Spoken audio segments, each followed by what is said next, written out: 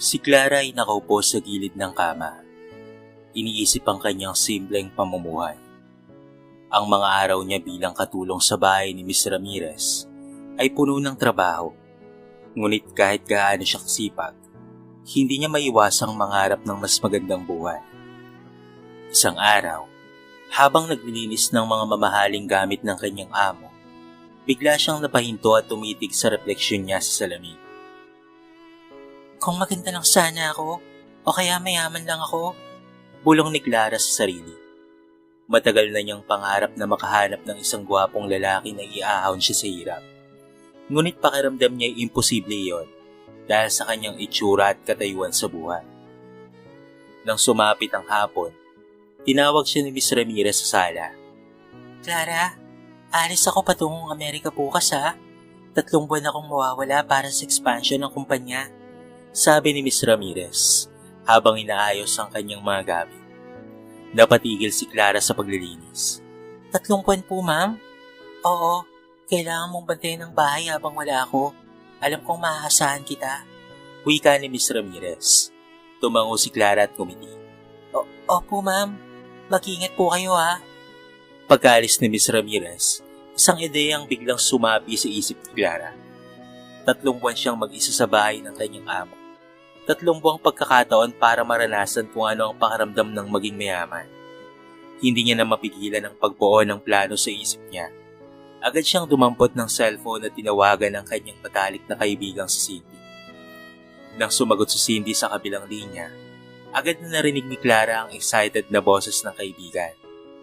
Hello Clara, anong balita? Masayang tanong ni Cindy. Cindy, mabilis na sabi ni Clara. Halatang puno ng kaba at pananabik. Kailangan ko ng tulong mo. Anong klaseng tulong? Parang urgent ha. Tumatawa si Cindy, ngunit seryoso ang tono ng kaibigan. Si Miss Ramirez, aalis siya bukas, patungong Amerika, at 3 buwan siyang mawawala. Sagot ni Clara. Napakabilis ang takbo ng isip. Wow, talagang 3 buwan? Ibig sabihin, ikaw lang ang maiiwan sa bahay? Tanong ni Cindy. Natutunugan ang posibleng plano ng kaibigan. Oo, kaya naisip ko, Cindy, gusto kong maranasan kung paanong maging mayaman. Gusto kong suotin ang mga damit at talas ni Miss Ramirez. Magpapanggap akong isang sosyalista. At sino pa ba ang pwede kong lapitan kung hindi ikaw? Kailangan ko ng tulong mo. Paliwanag ni Clara, puno ng excitement sa boses. Natahimik si Cindy ng ilang segundo. Bago muling nagsalita, puno ng interes. Wait. Are you serious? Gagayahin mo ang lifestyle ni Miss Ramirez? Oo, Cindy. Hindi ba't matagal na nating pangarap na maranasan kung paanong maging mayaman? Ito na ang pagkakataon ko. Sagot ni Clara, at ito'y sabik na sabik. Sound exciting, Clara. Pero hindi ba't risky yan? Paano kung malaman ni Miss Ramirez? Baka magalit siya kapag nalaman niyang ginamit mo ang mga gamit niya. Napalunok na lamang si Clara, ngunit ang pananabik ay nananaig sa kanyang kaba. Wala siya sa loob ng 3 buwan. Hindi niya malalaman, Cindy. 1 o 2 gabi lang akong lalabas, suot ang mga damit niya. Pagkatapos, ipapalik ko ang lahat ng walang bakas. Tumawa si Cindy sa kabilang linya. Tila nadadala na rin sa plano ni Clara. Sige na nga, mukhang exciting to. Ano bang kailangan ko? Alam kong magaling ka sa fashion, kaya't kailangan mo akong tulungang magbihis. Hindi ako sanay sa mga mamahaling damit na to, no? Tapos ituro mo sa akin kung saan pwedeng pumunta ng mga bars o mga social na events. Okay, sige. Sounds fun. Magkita tayo mamaya para ayusin natin yan. Tutulungan kitang maging isang sosyalista. Sagot ni Cindy, na para bang sabik na rin makisawsaw sa plano ng kaibigan. Ngumiti si Clara ng maluwag. Salamat talaga, Cindy ha.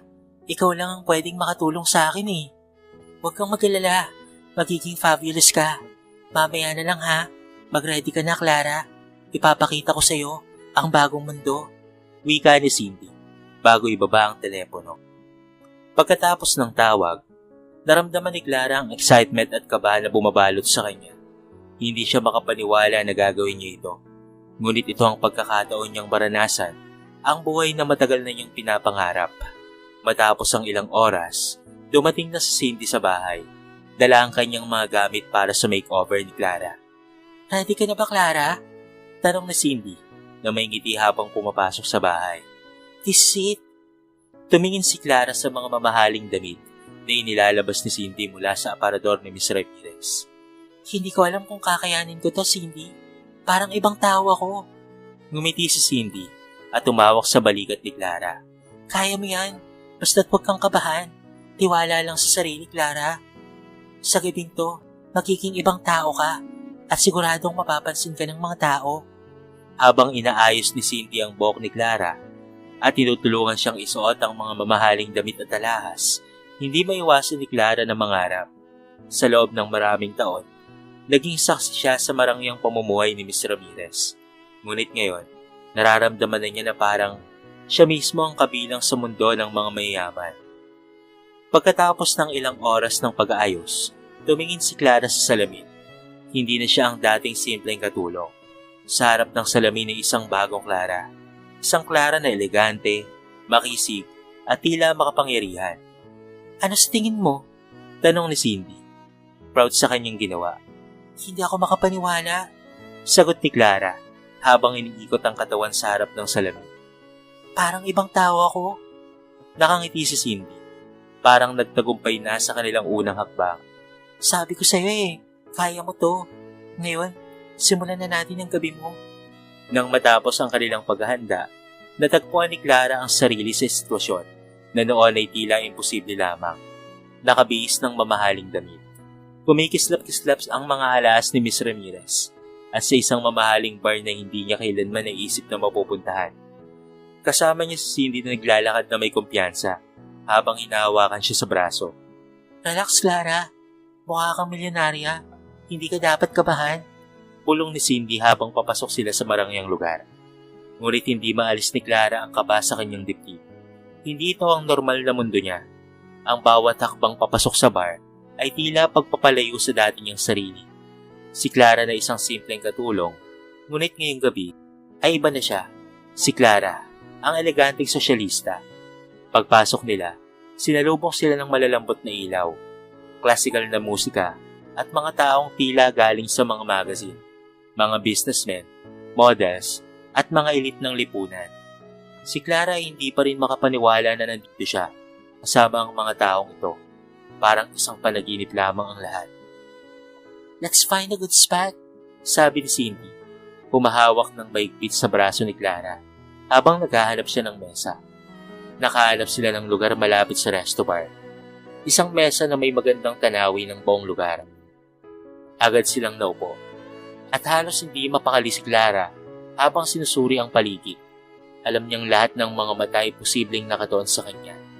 Pakaramdam niya ay may kung anong mali o marumi sa suot niya. Ngunit naaalala niya ang mga salita ni Cindy. Mukha kang milyonarya. Relax ka lang. Maya-maya, isang waiter ang lumapit sa kanila. Dala ang menu ng inumin. Good evening, ma'am. What can I get for you tonight? Tanong ng waiter sa matamis na tono. Halatang hindi nababahala sa kanilang presensya. Tumingin si Clara kay Cindy. Halatang clueless sa kung anong dapat i-order. Ano ba dapat? Tanong ni Clara ng pabulong kay Cindy. Champagne, Clara. We're here to make an impression. Remember? Sagot ni Cindy na may kumpiyansa bago umarap sa waiter. Well, have 2 glasses of finest champagne, please. Ngumiti ang waiter at tumango. Agad na umalis upang kunin ang kanilang order. Habang naghihintay sila ng inumin, napansin ni Clara ang mga taong nagtatanawan sa paligid. Lahat sila ay mukhang magaan ang buhay. Walang iniisip na problema. Naisip ni Clara, ganito ba talaga ang buhay ng mga mayayaman? Clara, relax. Tignan mo sila. They're just like us, pero mas maraming pera. Bulong ni Cindy habang nakangiti. Gusto mong matupad ang mga pangarap mo, hindi ba? Kaya ngayon, ay magpanggap ka muna. You can do this. Nakangiti si Clara, ngunit hindi pa rin nawawala ang kaba. Hindi niya may tatanggi na natatakot siyang mabuking. Ngunit may isang bagay na mas malakas kesa sa takot, ang kanyang pangarap. Biglang napansin ni Cindy na may isang lalaki na papalapit sa kanila. Matangkad, maganda ang tindig, at halatang galing sa mundo ng mga businessmen o mayayamang tao. Naka-business suit ito, at may hawak na baso ng alak. Clara, may papalapit sa atin. Sabi ni Cindy. Ngumiti at tahimik na pinisil ang kamay ni Clara sa ilalim ng mesa. Just act natural. Napalunok si Clara. Ramdam ang bilis ng tibok ng puso niya. Nang makalapit ang lalaki, ngumiti ito at tumingin kay Clara nang diretso sa mga mata. Good evening, ladies. May I join you? Tanong nito habang may kumpiyansang ngiti sa labi. Napalunok si Clara at ito na ba ang pagkakataon na hinihintay niya? Hindi siya agad nakapagsalita kaya't sumagot si Cindy. Of course, feel free to join us. Sagot ni Cindy. Tinuro ang bakanting upuan sa kanilang harapan. Umupo ang lalaki at tumingin kay Clara. My name is Jack. Pakilala niya. Sabay abot ng kamay kay Clara. Sa kaba at pananabik, mahina ngunit malinaw na tumugon si Clara. I'm Clara. Nice to meet you, Jack. Clara?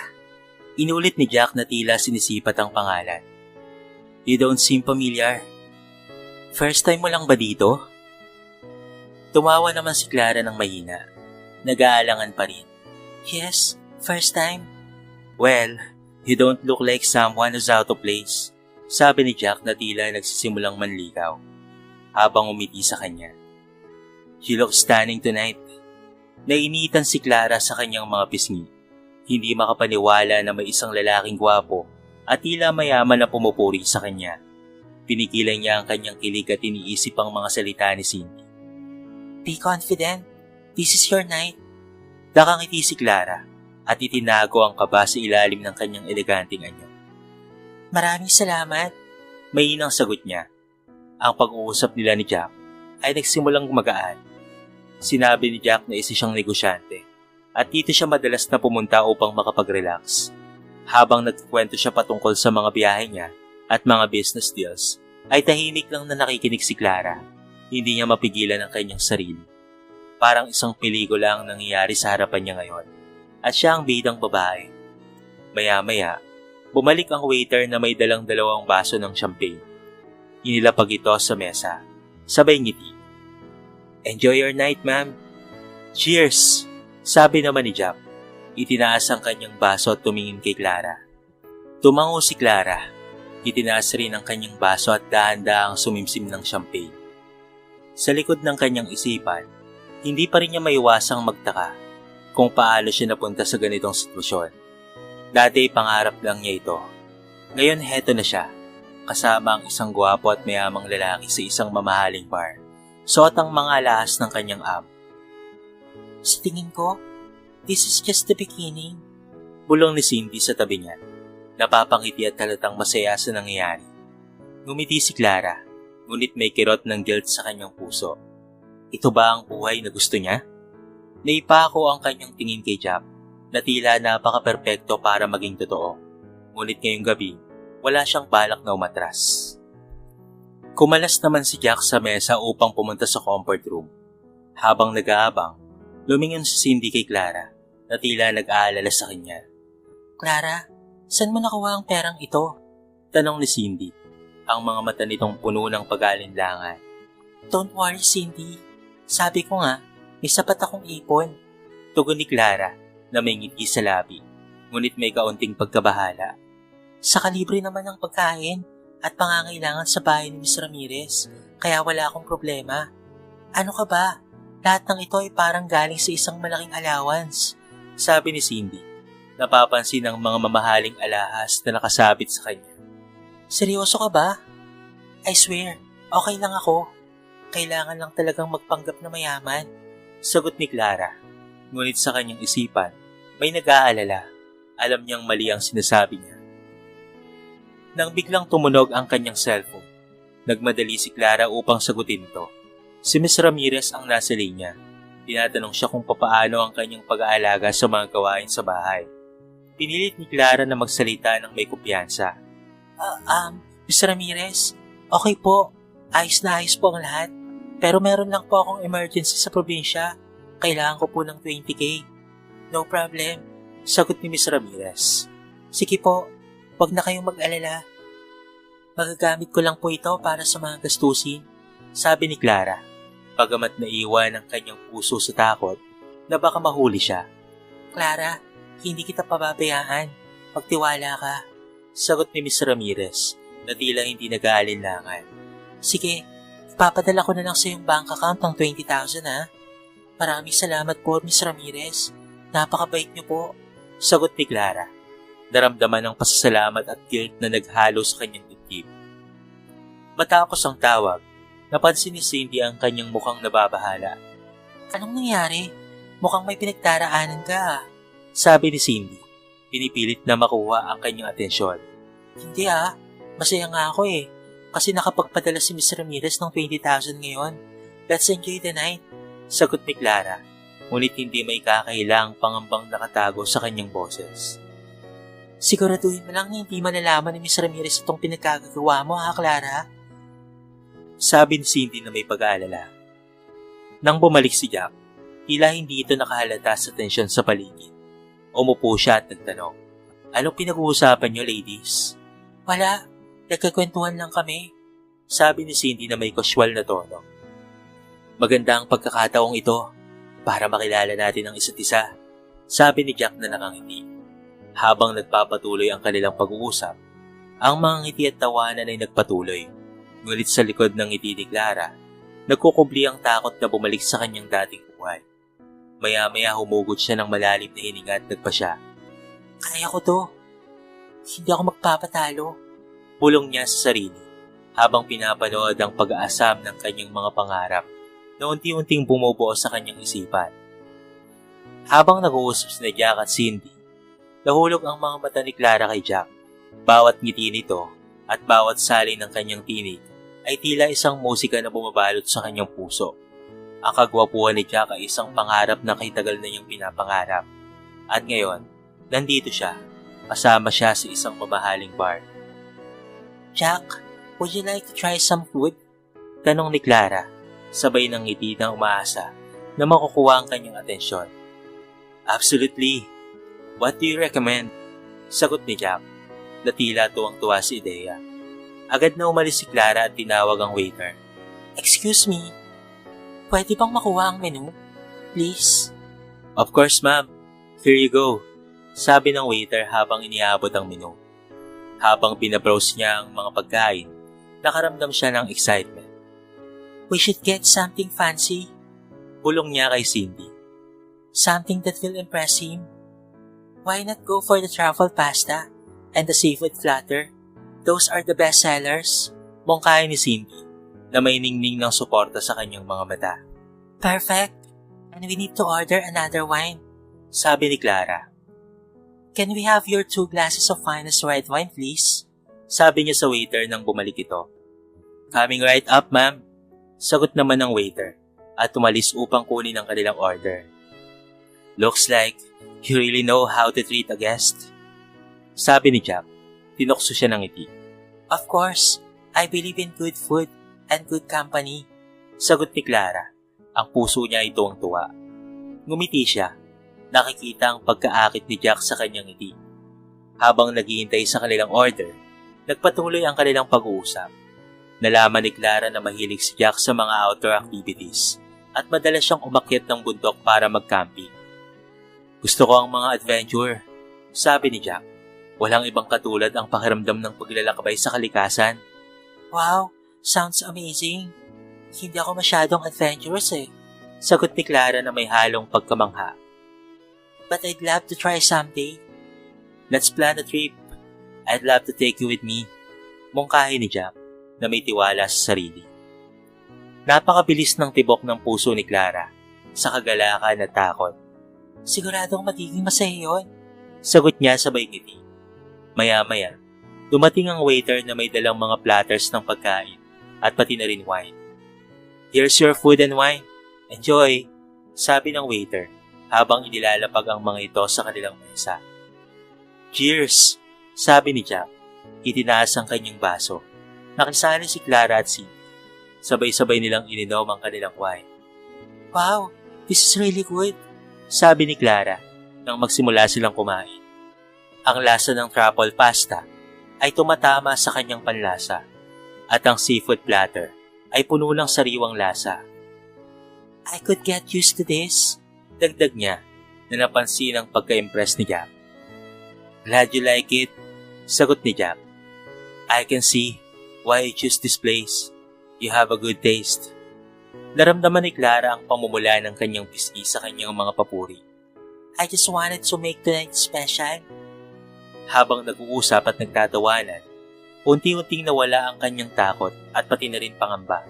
Sa mga sandaling ito, siya ay hindi na lamang si Clara na isang simpleng katulong. Siya ay isang Clara, ang nagpapanggap na eleganteng babae na may pangarap.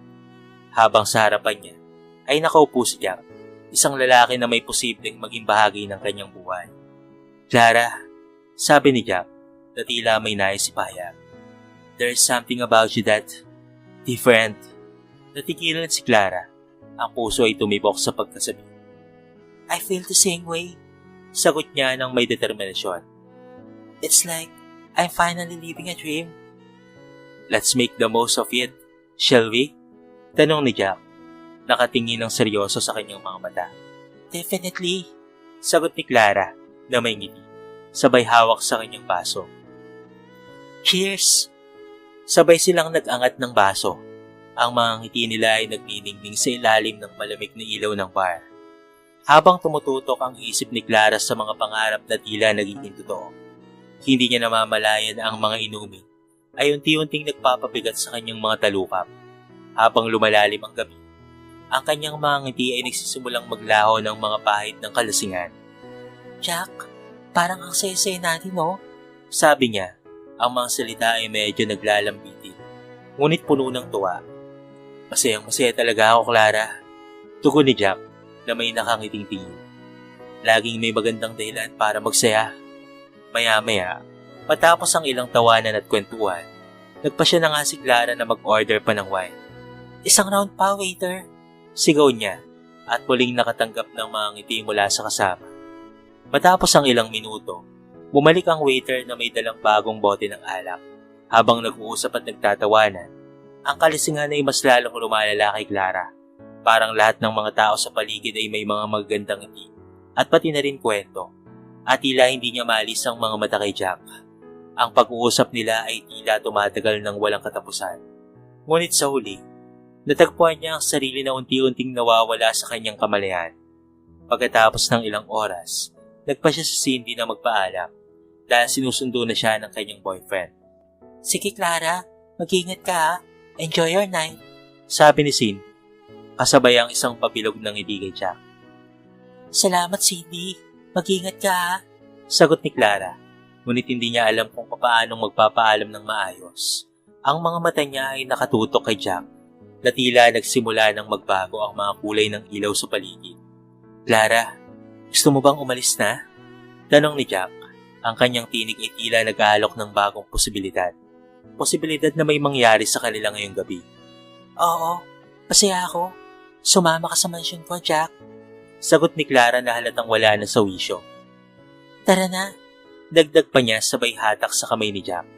Ngunit pagdating nila sa loob ng mansyon, ang kanyang mga iniisip na mangyayari ay tila naging isang masalimuot na gulo. Jack, gusto ko sanang... Ngunit bago pa niya natapos ang kanyang pangungusap, bumagsak siya sa sopa at tuluyang nakatulog sa kalasingan. Samantala sa dilim ng mansyon, si Jack ay naglakad papalayo mula sa sopa, kung saan natutulog si Clara. Sa kanyang isip ay nagtagumpay siya sa kanyang plan, ang nakawi ng mga mamahaling gamit mula sa bahay. Dumaan siya sa mga silid ng mansyon, tahimik at maingat, hanggang sa makarating na nga siya sa kwarto ni Miss Ramirez. Abala siya sa pag-imbak ng mga alahas at pera mula sa vault ni Miss Ramirez. Napakadali naman palang lokohin ng babaeng ito, bulong niya sa kanyang sarili, habang pinubuksan ang vault. Ang mga alahas ay kumikislap sa ilalim ng dim na ilaw, at ang puso niya ay pumipintig sa kasiyahan, habang mabilis niyang inililipat ang mga ito sa kanyang bag. Bingo! Jackpot yata ako ngayong gabi Nangising sabi ni Jack. Mabilis na nagtrabaho si Jack.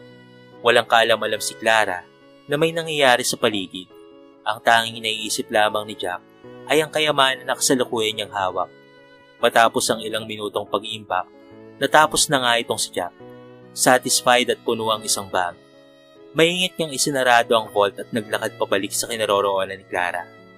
Tinignan niya ang dalaga na natutulog sa sofa. Sa kanyang pag-alis mula sa mansyon, nagbigay siya ng isang smirk. Sinasabi sa kanyang sarili, "Stupid Clara, hindi mo ba alam ang nangyari sa'yo?" Lumabas siya ng tahimik dala ang kanyang mga ninakaw. Silalip ng malawig na ilaw ng buwan. Kinabukasan, nang magising si Clara, ang liwanag ng araw at tila matalim na tumama sa kanyang mukha. Bulong niya, sabay sikil sa kanyang ulo, na naglalagablab sa sakit. Isang matinding pag-ungol ang umabot sa kanyang bibig, habang dahan-dahan niyang binubuksan ang mga mata. Ang kwarto ay tahimik at nag-iisa. Jack? Tawag niya, pero tanging ang kanyang boses ang bumalik sa kanya. Habang nag-iisip si Clara patungkol kay Jack, ang kanyang puso ay nag-umapaw ng kilig sa tuwing naaalala ang kanyang libing. Siguro may nangyari sa amin? Tanong niya sa sarili. Ang mga mata ay nagliliwanag sa posibilidad. Ngunit sa kabilang banda, napuno siya ng lungkot nang maisip na umalis na si Jack nang hindi man lamang nagpapaalam. Bakit niya ako iniwan? Sa isip niya, tila bumababa ang kanyang damdamin. Tumayo siya mula sa sofa, ngunit naguguluhan pa rin sa kung ano ang nangyari noong nakaraang gabi. Sa kanyang pagtingin sa paligid, wala namang kaingayan o gulo. Kaya't naisip niya na tila maayos pa rin ang lahat. Hindi niya agad napansin ang nawawalang mga bagay mula sa kwarto ni Miss Ramirez. Habang naglalakad siya patungo sa kanyang silid, narinig niya ang tunog ng kanyang cellphone na nag-ring. Agad niya itong kinuha at nakita ang pangalan ni Cindy. Ay Clara, kamusta ka? Ganun ka ba kasi kagabi kasama si Jack? Tanong ni Cindy. Ang boses nito ay puno ng saya. Ngunit napansin ni Clara ang bigat sa kanyang dibdib. Hindi naman masyado. Sagot niya. Ang lungkot ay bumabalot sa kanyang boses. Nakatulog kasi ako eh. Parang wala namang nangyari sa amin. Sobrang lasing ako. Sayang naman. Akala ko naman ay may nangyari na sa inyo. Sagot ni Cindy. Ngunit naisip niyang mas mabuting wag na lamang panghinaan ng loob ang kaibigan. Baka next time, iba. Dapat sana pero nagpakalasing kasi ako ng sobra. Sayang. Sagot ni Clara. Sinisisi ang sarili. Bakit ako naging ganito? Masyado akong na-excite.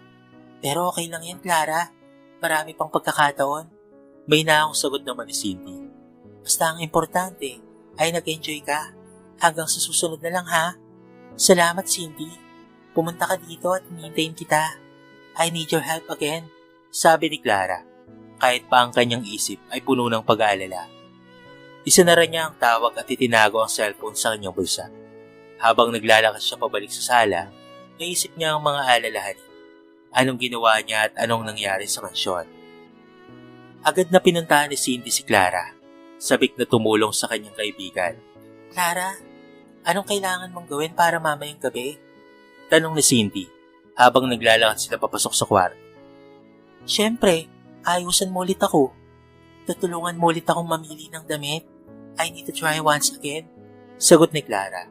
Habang nag-aayos sila, nakaramdam si Clara ng pangangailangan na tignan ng accessory box ni Miss Ramirez. Sandali lang ha, kukunin ko lang ang kwintas. Sabi niya, umaasa na makakatulong ito sa kanyang outfit. Ngunit nang buksan niya ang box, napag-alaman niyang wala na ang kwintas. What? Nasaan ang kwintas? Bulong niya habang naguguluhan. Ang kanyang puso ay biglang bumilis at tila may masamang isipan. Naisip niya na hindi lang iyon ang nawala. Napagtanto niyang wala na rin ang suot niyang alahas ni Miss Ramirez.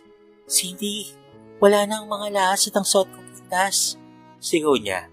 Ang kaba ay tila umaabot na sa kanyang lalamunan. Baka magnanakaw si Jack. Siya yung kasama ko kagabi. Clara, calm down. Baka na-misplace mo lang. Nag-aalala si Cindy. Ngunit sa gitna ng kanyang mga salita, biglang tumunog ang cellphone ni Cindy. Sorry Clara ha. Kailangan ko nang sagutin ito. Alam mo naman si Nico. Baka awayin pa ako. Sabi ni Cindy. Naguguluhan ngunit hindi na nagputumpik-tumpik pa. I'll be back. Huwag kang mag-alala. Naiwan si Clara sa sala. Nag-iisa at nalulumbay. Pinipigilan ang pagluha ng kanyang mga mata. Habang inaayos ang kanyang salamin sa sarili, nag-isip siya patungkol sa lahat ng nangyari. Walang iyang lalaki yun. Magnanakaw pala. Sigaw niya. Bigla namang bumukas ang pinto ng kwarto at tumambad sa kanya ang galit na mukha ni Miss Ramirez. Nadatnan kasi siya nito, nasuot ang damit niya at lalo na nakabukas ang box na walang laman. Clara, bakit mo suot ang damit ko? Bakit wala nang laman ang box ko? Nasaan ang mga alahas ko? Sigaw ni Miss Ramirez. Ang mga mata nito ay puno ng gulat. Miss Ramirez, wala po akong masamang intensyon. Let me explain po, madam. Sagot ni Clara, nanginginig at takot. Paano mo nagawa to? Akala mo siguro 3 buwan ako sa Amerika, no? Pinagkatiwalaan kita. Tapos ito lang pala ang gagawin mo sa akin? Bulyaw ni Miss Ramirez. Sobrang galit ito na tila umuusok na ang ilong sa galit. I need to call a police. Ipapakulong kitang babae ka. Sigaw pa niya sabay hila sa buhok nito habang kinakaladkad siya nito. Sa ilang sandali, dumating ang mga pulis at kaagad na inaresto si Clara. Ang kanyang puso ay sumisiksik sa takot habang naglalakad siya papalayo kay Miss Ramirez. Nagalit na nag-utos na arestuin siya. Hindi ko akalain na magagawa mo ito, Clara. Sigaw ni Miss Ramirez. Habang ang mga pulis naman ay nag-aayos ng mga papel. Sumisigaw si Clara. Hindi po, Miss Ramirez. Wala akong intensyon na magnakaw. Naging ambisyosa lang po ako. Aaminin ko po yon. Pero hindi po kita ninakawan. Ngunit walang nakinig sa kanya. Sandaling iyon, si Clara ay dinala sa presinto at sa kanyang pagdating, humahagulgol siya ng iyak. Bakit nangyari to? Tanong niya sa sarili. Ang mga luha ay bumabagsak mula sa kanyang mga mata. Sobra akong nagsisisi sa mga nagawa akong pagkakamali. Pinagsisisihan ko na ang ambisyon ko. At ngayon, narito ako sa ganitong sitwasyon. Samantala sa mansyon, nagbalik si Cindy at nagulat sa sinabi ni Miss Ramirez. Miss Ramirez, si Clara po. Tanong niya. Nakakulong na siya, Cindy. Kinasuhan ko siya ng pagnanakaw. Sagot ni Miss Ramirez. Ang galit ay lumalabas sa kanyang boses. Wait, hindi siya magnanakaw. Nagawa lang naman niyang suotin ang mga gamit niyo at gamitin ang ilan yung gamit para magpanggap na mayaman para makahanap ng tunay na magmamahal. Wala siyang balak na magnakaw. Miss Ramirez, wala po. Paliwanag ni Cindy. Nagmamakaawa sa kanyang kaibigan. Nabiktima siya ng isang estranghero na si Jack. Siya ang pumasok sa mansyon at sinamantala ang kalasingan ni Clara kagabi. Napapuntong hininga si Miss Ramirez. Alam mo, kahit ano pa ang intensyon niya, sobrang mali pa rin ang ginawa ni Clara. Ambisyosa siya at sinira niya ang tiwala na ibinigay ko sa kanya. Akala ko pa naman ay maaasahan ko siya. Ngunit nagkamali ako sa pagkakakilala sa kanya. Si Cindy na puno ng pag-aalala ay nagmakaawa. Please, Miss Ramirez, huwag niyo pong ipakulong si Clara. May pamilya siyang sinusuportahan sa probinsya. Hindi siya masamang tao. Nakikiusap po ako. Pero dahil sa kabaitan ni Miss Ramirez at pag-unawa sa sitwasyon, nagpasa siyang urungin ang kaso. Okay, sige, ganito na lang. Iurong ko ang kaso laban kay Clara. Pero kailangan niyang tumulong sa paghanap kay Jack, ang tunay na suspect ng pagnanakaw. Agad namang nagpunta si Miss Ramirez at sinama niya si Cindy sa presinto upang makausap si Clara patungkol sa kanyang hinihinging kondisyon para sa kalayaan ni Clara. Clara, sambit naman ni Cindy. Parang awa niyo na po, Miss Ramirez. Alam po ni Cindy na hindi ko po magagawang magnakaw. Nagawa ko lang naman po yun dahil sa pangarap kong matagpo ng lalaking magmamahal rin po sa akin. Pero nagkamali po ako, kaya tumihingi po ako ng tawad. Patawad po sa inyo. Sige, palalayain kita kung tutulungan mo akong mahuli ang lalaking yon. Ngunit bago ang lahat, gusto ko lang malaman mo na hindi mo na kailangang magpanggap bilang mayaman para lang makahanap ng totoong nagmamahal sa'yo. Masyado kang nabulak sa paniniwala mo. Sabi ni Miss Ramirez. Sobrang nagpapasalamat si Clara nang malaman ito. Alam ko po yun, Miss Ramirez. At sobrang nagsisisi po ako. Salamat po dahil binigyan niyo po ako ng pagkakataong makapagsimula ulit. Hindi ko na po ulitin. Nangako po ako. Ngunit pagkatapos ng lahat ng ito, nagpasya si Miss Ramirez na hindi na muling tanggapin si Clara bilang katulong. Nabasag ang tiwala ko sa iyo, Clara. Kailangan mong matutunan ang iyong leksyon. Nauunawaan ko po. Sobrang salamat po sa lahat. Ang importante po ay napatawad niyo po ako. Yun na ang mahalaga. Sagot ni Clara, kahit na ang sakit ng nararamdaman pa rin niya sa kanyang puso. Pagkalipas ng ilang araw, ay nahuli na nga itong si Jack at ito ay nakulong sa kasong pagnanakaw dahil sa sketch na ibinigay ni Clara. Sa kabila ng lahat, natutunan ni Clara na ang kanyang ambisyon ay hindi dapat lumalampas sa kanyang mga prinsipyo. Babalik ako sa simula at nakuha ko ang leksyong ito sa pinakamahirap na paraan. Sabi ng isip ni Clara. Pagkatapos ng ilang araw na pagka-aresto, itinawag ni Clara si Mrs. Ramirez sa kanyang pagpasok sa opisina. Dama niya ang pangamba at pag-asa. Si Mrs. Ramirez, sabi niya, salamat sa lahat ng ginawa niyo para sa akin. Nais ko sanang humingi ng tawad sa mga nagawa kong pagkakamali sa inyo. Clara, sagot ni Mrs. Ramirez. Ang boss nito ay kalmado na. Naiintindihan ko na ang lahat ng nangyari ay isang leksyon para sa iyo. Sa kabila ng mga pagkakamali, nakikita ko ang iyong determinasyon na baguhin ang iyong buhay. Ibinigay ni Mrs. Ramirez kay Clara ang isang sobre. Ito ang iyong bayad sa ilang taon mong pagsisilbi bilang katulong ko. Nais kong makapag-umpisang muli. Gamitin mo ito sa tamang paraan. Nang buksan ni Clara ang sobre, nagulat siya nang makita ang isang malaking halaga ng pera. Mr. Ramirez, hindi ko po kayang tanggapin to. Nag-aalalang wikan. Pero bakit hindi? Alam kong nagtrabaho ka ng mabuti at kahit gaano pa man ang mga pagkakamali mo, pero ang pagkakataon para makabawi, ito na ang iyong pagkakataon na muling makapagsalita, sabi ni Mr. Ramirez. Umiiyak si Clara sa labis na pasasalamat. Salamat po, Ms. Ramirez.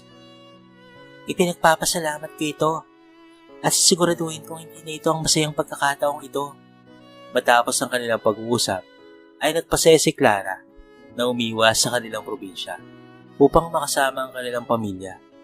Sa tulong ng kanyang natanggap na bayad, nagtatag siya ng maliit na nervyos na nagbebenta sa mga kakanin at iba pang mga lokal na produkto. Habang ang kanyang negosyo naman ay unti-unting umuusad, natutunan ni Clara ang kahalagahan ng sipag at pati na rin tiyaga. Tito, natutunan ko ang tunay na halaga ng buhay at sapat sa akin ang pagmamahal ng aking pamilya. Wika niya sa sarili. Minsan ay may mga bisita na bumibili sa kanyang tindahan at napapansin ang mga kaibahan sa kanyang aura. Ang saya-saya mo, Clara. Anong sikreto mo? Tanong ng kanyang kaibigan. Walang sikreto. Ang mahalaga ay natutunan kong maging totoo sa sarili ko at sa mga tao sa paligid ko. Sagot niya na may ngiti. Dahil sa kanyang mga pagsisikap at determinasyon, ang kanyang maliit na negosyo ay lumago. Si Clara ay naging inspirasyon sa mga kababaihan sa kanyang barangay na naghahangad ring makapagsimula ng sarili nilang negosyo. Habang naglalakas siya sa pamilihan, narinig niya ang mga bata na naglalaro sa labas at ang mga tao ay masaya sa kanilang paligid. Nagsimula akong magbago at nagbago rin ang aking kapalaran. Naisip niya. Sa kanyang puso, alam ni Clara na sa kabila ng mga pagsubok at pagkakamali, ang kanyang kwento ay hindi natapos. Ito ay isang bagong simula, puno ng pag-asa at pangarap para sa mas magandang kinabukasan.